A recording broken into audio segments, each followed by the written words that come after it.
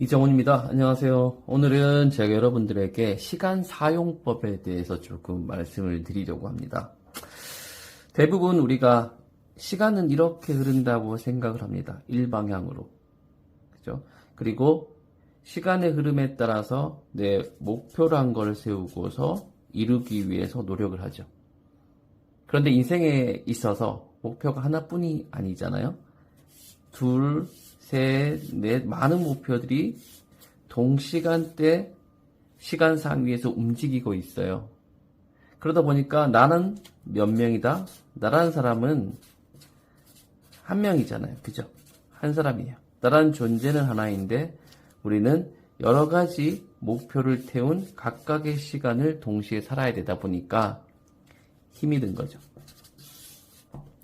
그럼 이 시간을 어떻게 써야 하는가? 어떻게 하면 전략적으로 또 효과적으로 시간을 쓸 수 있는가? 쉽습니다. 시간의 모양을 바꾸면 돼요. 우리가 믿고 있는 시간, 선형적으로 흐르고 있는 시간, 이것이 되게 시간은 추상이잖아요. 개념이에요. 이 개념을 여러분 달리 보시는 거예요. 시간을 어떻게 쓰느냐? 시간은 방사형으로 흐른다라고 생각해 보세요. 이런 식으로 흐르고 있는 거죠, 시간은. 그리고 이 중심에 누가 있냐면 내가 있는 겁니다. 나라는 존재가 있죠. 이렇게. 이 나라는 존재를 중심으로 시간이 방사형으로 흐르는데 이 방사형 안에는 어떤 우리 인생이 들어가 있냐면 이런 인생들이 들어가 있습니다. 그러니까 여기에 나라는 존재가 있고 시간은 이런 식으로 흘러가고 있죠. 그러면 우리가 직관적으로 보더라도 이 흐르는 시간 가운데 모든 것들이 나를 중심으로 하나의 연결성이 있다고 봐지잖아요.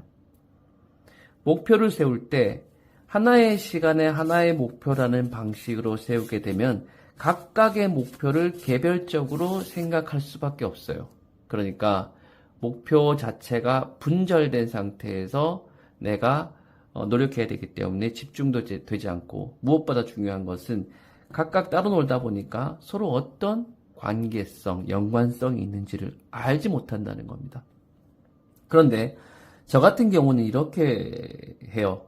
예를 들어 가지고 지금 여러분들과 함께 제가 만다라 차트를 시작을 했잖아요. 여러분들에게는 어떤 혜택이 성장 기회가 있는가? 만다라 차트를 통해서 전략적인 사고를 할 수 있는 기회가 된 것이고, 저 같은 경우에는 올해 그 목표 중에 하나가 연말에 만다라 차트에 관련된 이론과 사례를 정립해서 책을 써야겠다라는 생각을 하게 됐습니다.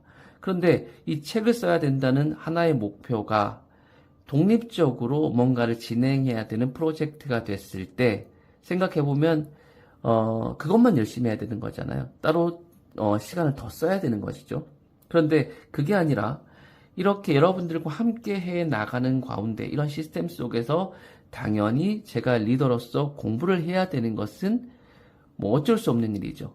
어찌 보면은 제가 자발적으로 선택한 의무가 되기 때문에 매일매일 차트를 만지고 공부를 해야 되는 환경이 설정되었어요.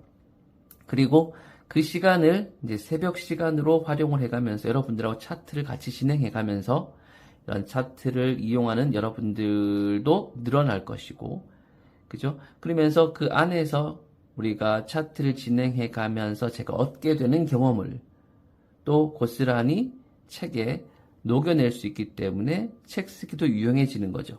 그러니까 한마디로 저에게 있어서 만다라 차트를 지금 중심으로 책을 쓰는 것은 학습이기도 한 동시에 여러분들과 어떤 사회적인 커뮤니티를 이루게 만드는 단단한 링크, 고리의 역할도 해주죠. 그리고 이 차트가 확산되고 많이 알려져서 브랜드적인 어떠한 기반을 다지게 된다고 하면 비즈니스적으로 잠정적으로는 연결될 수 있고 이런 부분들은 경제적인 어떠한 부분에 혜택이 갈 수도 있겠죠. 그러면서 차트 자체가 나를 돌아보고 나 자신에 대한 깊이 있는 성찰을 목적으로 하기 때문에 결국 이것은 인격적으로도 이어집니다. 그리고 인격적으로 이어지고 경제적으로 도움이 되고 사회적인 관계를 돈독해 가면서 학습을 한다는 것은 이 자체가 저의 성장이기 때문에 가족에 대한 부분에도 좋은 긍정적인 영향을 미치겠죠. 여기에서 제가 일의 양이 늘어났기 때문에 건강에 대해서 특별히 조금 더 신경을 쓸 것이고, 여가적인 부분이 부족할 수 있기 때문에 반대로 차트를 돌리면서 계속 여가적인 부분에 대한 부분을 더 신경 쓸 수 있는 어떤 이런 계기가 만들어질 수 있겠죠. 따라서 지금 보면은 제가 만다라 차트를 합니다. 그리고 책을 적을 겁니다. 라고 했을 때 보면은 그 하나의 목표를 이루기 위해서만 열심히 하는 것이 아니라 이 하나의 목표가 결국 유기적으로 동시에 작용을 하고 있다는 것이죠. 상호 관계성에 따라서.